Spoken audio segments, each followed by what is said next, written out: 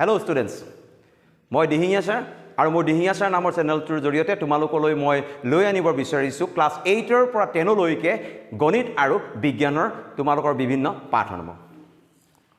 হাই students, আজি মই তোমালোকৰ কাৰণে লৈ আনিছো ক্লাছ 9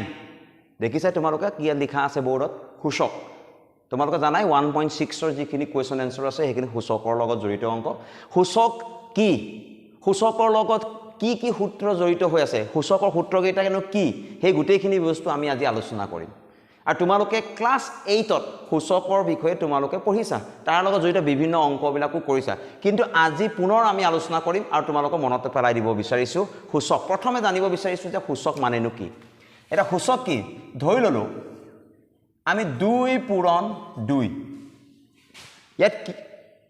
কি সংখ্যাটো পূৰণ হৈ আছে 2 কেইবাৰ পূৰণ হৈছে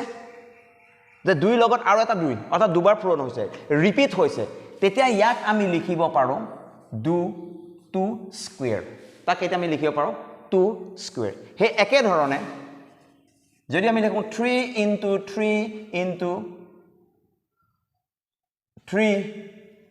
তেতিয়া আমি তাক ইয়াক কি বুলি লিখিম ইয়াক আমি লিখিব পাৰিম যে 3 1 2 3 তিনিবাৰ পূৰণ হৈছে তাক আমি লিখিব পাৰিম 3 কিউব একে ধৰণে যদি আমি লিখো 4 into 4 into 4 একে ধৰণে আমি যেনেকৈ কি পূৰণ হৈছে বাৰে বাৰে 4 টো পূৰণ হৈছে কেইবাৰ পূৰণ হৈছে ইয়াতে ৰিপিট হৈছে তিনিবাৰ হেতুক আমি লিখিব লাগিব 4 কিউব তো আকৌ যদি আৰু এবাৰ লিখো আমি যদি আমি লিখো 5 into 5 into 5 into 5 তোমালোকে নিশ্চয় বুজি পাইছা ইয়াক আমি কি বুলি লিখিম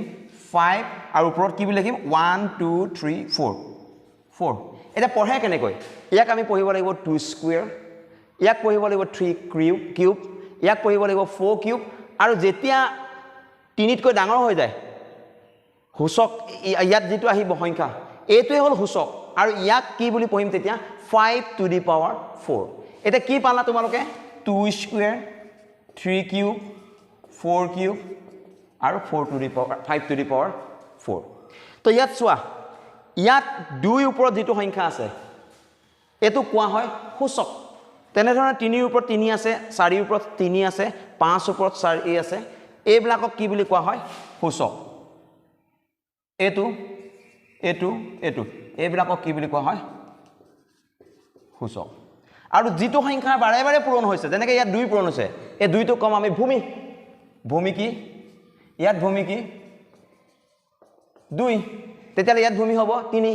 ইয়াত ভূমি হ'ব 4 ইয়াত ভূমি হ'ব 5 সিম্পলি তোমালোকে সূচকৰ বিষয়ে এখিনিকে জানিবা ইয়াৰ পাছত আমি সূচকৰ লগত জড়িত কিছুমান বিধি আছে বা সূত্ৰ আছে এই সূত্ৰখিনি ব্যৱহাৰ কৰি আমি কিছুমান অংক কৰিম সূচকৰ প্ৰথমটো সূত্ৰ চোৱা ইয়ালৈ চোৱা ইয়াক আমি কি বুলি পঢ়িম m a to the power m পূৰণ a to the power n ইয়াত তোমালোকে দেখিছা যে ইয়াত ভূমি কি আছে a ইয়াতো ভূমি কি a কিন্তু ইয়াৰ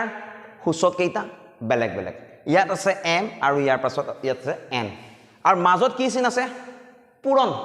যদি পূৰণ চিন থাকে তেতিয়া হলে আমি কি বুলি লিখিম যে যেহেতু ভূমি দুই একে দুইটাৰে তেতিয়া হ'ব আমাৰ কি ভূমি a to the power m plus n ভূমিটো লিখিম তাৰ পাছত কি কৰি দিম আমি সূচক কেইটা যোগ কৰি দিম এটো সূত্ৰ ধৰি ললো প্ৰশ্নটো এনে কৰে 3 square into 3 to the power 4 এটো কৰিব লাগে সেম চোৱা এক নম্বৰ সূত্ৰটোৰ লগত মিলি আছে ইয়াত a কি a মানে হল 3 ভূমি এটোটো ভূমি 3 যেতিয়া ভূমি একেই হয় কিন্তু সূচক কিটা বেলেগ বেলেগ আৰু মাজত আছে পূৰণ চিন তেতিয়া আমি কি কৰিব লাগে এই সূচক কেইটা যোগ কৰি দিব লাগে তা উত্তৰটো কি হ'ব 3 to the power 6 ঠিক আছে হে একে ধৰণে যদি পূৰণৰ ঠাইত হৰণ হয় ইয়াত চোৱা ইয়াত চালে তোমালোকে গম পাবা যে ইয়াত আছে কি পূৰণৰ ঠাইত আছে হৰণ তো হৰণ হলে কি হ'ব ভূমিটো যেহেতু একেই ভূমিটো আমি লিখি সূচক কেইটা কি কৰি দিম বিয়োগ কৰি দিম ধৰি ললো ফৰ এক্সাম্পল 5 কিউব হৰণ 5 স্কয়াৰ বা ইয়াক আমি এনেকে প্ৰথমতে আমি কি এনেকে লিখিব পাৰো ইয়াক 5 কিউ বাই 5 তোমালোকৰ প্ৰশ্ন এনেকেও আহিব পাৰে এনেকেও আহিব পাৰে সেই কাৰণে মই এখন কৰি দিছো তো যেতিয়া ভূমি একেই থাকে তেতিয়া যদি মাজত হৰণ চিন থাকে তেতিয়া হলে সূচক কেইটাৰ কি হয় বিয়োগ হয় সূত্ৰৰ মতে আমাৰ কি হয় বিয়োগ হয় অৰ্থাৎ কিমান হ'ব 5 টু দি পাৱাৰ 3 মাইনাস 2 তো ইকুৱেল কিমান হ'ব 3 ৰ পৰা 2 গলে 1 5 টু দি পাৱাৰ 1 মিন্স 5 উত্তৰ হ'ল 5 3 নম্বৰ সূত্ৰটো লৈ চোৱা কি দেখিছা ইয়াৰ সূচকৰ ওপৰৰ সূচক আছে বেস ভূমি হল এ ওপৰ সূচক আছে M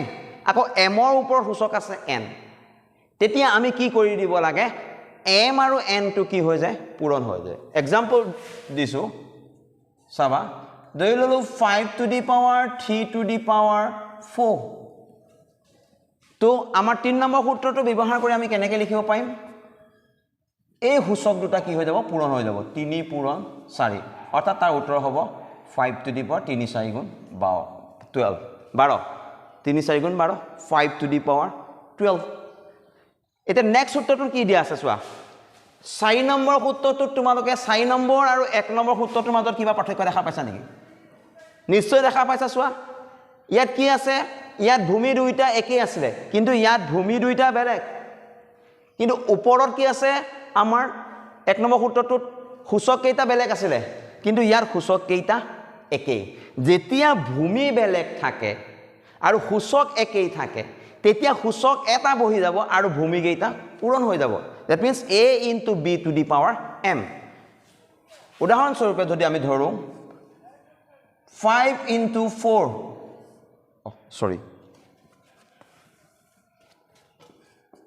5 to the power 3 into 4 to the power 3 বা 5 কিউব into 4 কিউব সৰি ইয়াতে দেখিছা যে ইয়াত ভূমি বেলেগ বেলেগ ইয়াত আছে 5 ইয়াত আছে 4 তেতিয়া 1 নম্বৰ সূত্ৰটো আমি ব্যৱহাৰ কৰিব নোৱাৰো কিন্তু ইয়াত দেখা পাইছো যে সূচক কেইটা একে ইয়াতো 3 আছে ইয়াতো 3 আছে তেতিয়া আমাৰ 4 নম্বৰ সূত্ৰটোৰ মতে আমি কি কৰিব লাগে যে ভূমি কেইটা পূৰণ কৰি দিব লাগে আৰু ওপৰত এটা সূচকটো যেটো আছে হেতু সূচক লিখি দিব লাগে তেতিয়া আমাৰ হৈ যাব সূত্ৰটো 5 4 গুণ 20 কিউব এটো হ'ল 4 নম্বৰ সূত্ৰ তাৰ পাছৰ গিটা সূত্ৰ সিম্পল এটো মনত ৰাখিব লাগিব যে a ইয়াক কোৱা হয় a ইনভাৰ্স যদি সূচক হিচাপে -1 থাকে তেতিয়া a ইনভাৰ্স বুলি কোৱা হয় ইয়াৰ অৰ্থ হ'ল 1/a যেতিয়া আমি পাম তেতিয়া অংক কৰিলে তোমালোকে বুজি পাই যাবা a not মানে 1 a to the power not বা a to the power 0 মানে হ'ল 1 সদায় মনত ৰাখিবা এটো তাৰ পাছত এই যে স্কয়াৰ ৰুট দিছো ৰুট a অৰ্থাৎ বৰ্গমূল চিন থাকিলে এই বৰ্গমূল চিনটো আমি সূচক ৰূপত লিখিবলৈ গ'লে আমি কি হ'ব a 1/2 এটা মই 8 নম্বৰ যেটো সূত্ৰটো চোৱা n ৰুট a তাৰ অৰ্থটো কি a to the power 1/n মই কৈ দেখাইছো চোৱা তোমালোকে যদি প্ৰশ্নটো কি হৈছে যে ধৰি ললো 3 ৰুট 5 ইয়াত n মানে হ'ল 3 তেতিয়া ইয়াক আমি কি বুলি লিখিব পাৰো 5 to the power 1/3 তো এইখিনি সূত্ৰ এতিয়া আমাৰ তোমালোকৰ পাঠৰ যেটো 1.6 আছে এক্সাৰসাইজ 1.6 এটা এই 1.6 ৰ প্ৰশ্নসমূহ এই সূত্ৰসমূহ ব্যৱহাৰ কৰি আমি কৰিবলৈ চেষ্টা কৰিম আশা কৰিছো তোমালোকে এইখিনিলৈকে সকলোখিনি তোমালোকে বুজি পাইছা এতিয়া আমি এক্সাৰসাইজ 1.6 ৰ প্ৰশ্নসমূহ কৰি দিম যিগিটা সূচকৰ লগত জড়িত এই সূত্ৰগিটা ব্যৱহাৰ কৰিম তোমালোকে সূত্ৰখিনিটো মুখস্থ মনত ৰাখিবা এতিয়া প্ৰথমতে 1 নম্বৰ প্ৰশ্নত আছিল মান নিৰ্ণয় কৰা প্ৰথমটো অংক দেখিছা 64 to the power 1/2 ইয়াৰ মান নিৰ্ণয় কৰিব লাগে এটা কেনেকৈ মান নিৰ্ণয় কৰিম এনেকুৱা অংক আহিলে তোমালোকে জানিব লাগিব যেটো ভূমি দিয়া আছে এই ভূমিটোক উৎপাদক বিশ্লেষণ কৰিব লাগিব উৎপাদক বিশ্লেষণ কৰাৰ পাছতহে আমি এই সূত্ৰ ব্যৱহাৰ কৰিব পাৰিম এতিয়া তোমালোকে চোৱাচোন ইয়াত কি আছে ভূমি কি আছে 64 আৰু সূচক হ'ল 1/2 তো ইয়াক প্ৰথমতে আমি 64 টোক চাওঁচোন বাৰু কি সংখ্যা পূৰণ কৰিলে দুবাৰ পূৰণ কৰিলে আমি কি পাম স্কোয়াৰ কৰিলে মানে স্কোয়াৰ কৰিলে 64 পাম আমি জানো যে 8 পূৰণ 8 8 পূৰণ 8 মানে 64 8 8 গুণ 6 64 8 8 গুণ 64 আৰু ওপৰৰ আমাৰ এটো লৈ আনা এটা 8 দুটা আছে এই কাৰণে 8 square hall to the power 1/2 এতে এই সূত্ৰগিটাৰ ভিতৰত কোনটো সূত্ৰ পৰিব এতলত কোনটো পৰি আছে দেখিছা 3 নম্বৰ সূত্ৰটো মিলি আছে ইয়াতে এটা পাৱাৰৰ ওপৰত আনটো পাৱাৰ আছে ইয়াতো যেনে ধৰণে 2 ওপৰত আকৌ আৰু এটা পাৱাৰ আছে তাক আমি তেতিয়ালে কি লিখিব লাগিব 8 টু দি পাৱাৰ 2 স্কয়াৰ পূৰণ 1/2 এতিয়া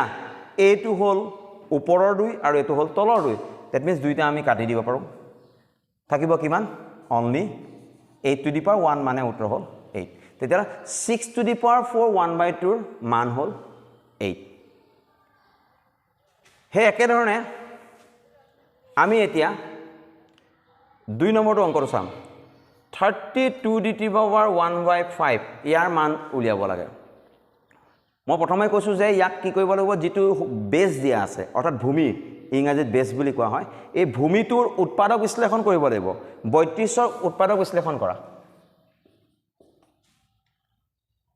আমি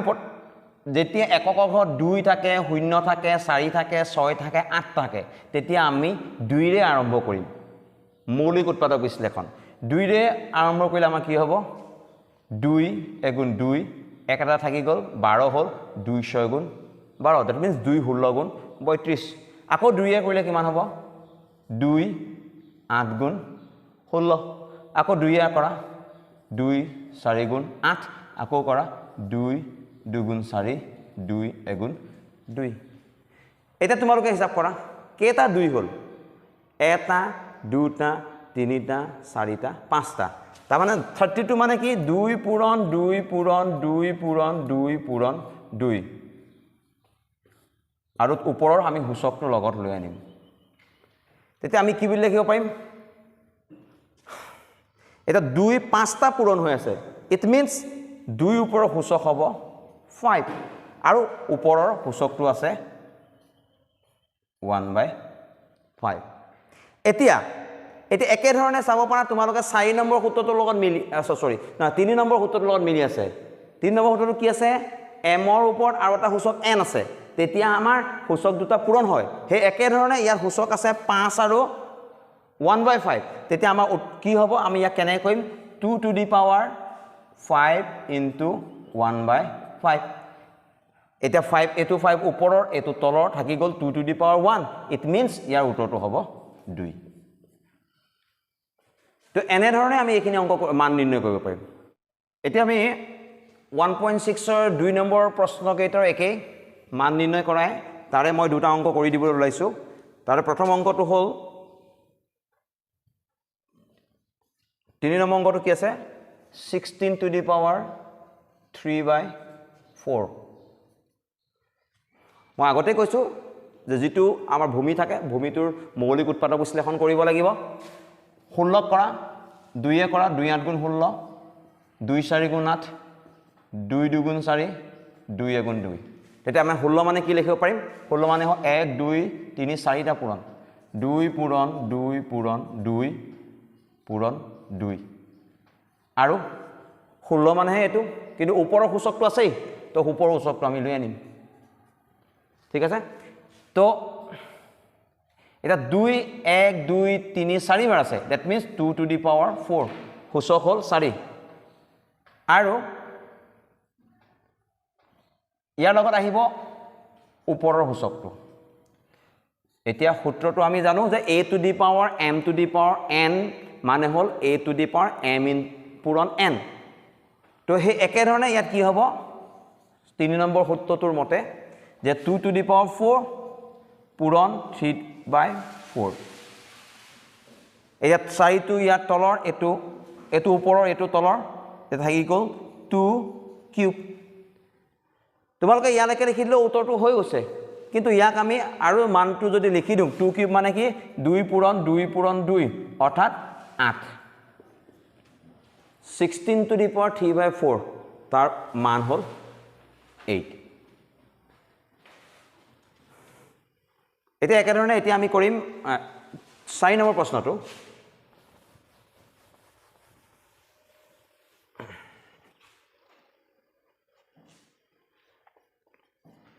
1 to 5 to the power 1/5 minus 1/5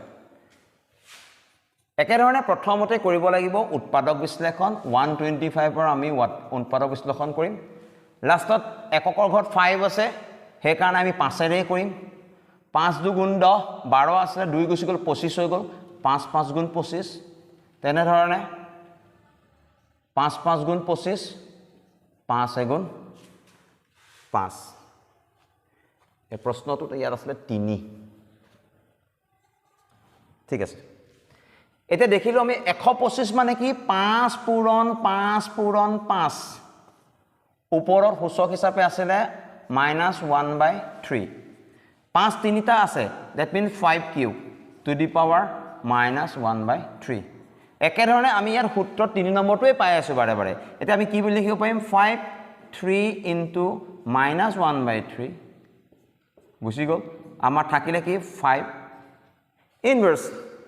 এটা যদি সূত্ৰ কিটালে চাও তেতিয়া আমি দেখা পাম ইনভাৰ্স থাকিলে কি হয় a ইনভাৰ্স মানে 1/a তাৰ অৰ্থ আমি 5 ইনভাৰ্স মানে উত্তৰ হ'ব 1/5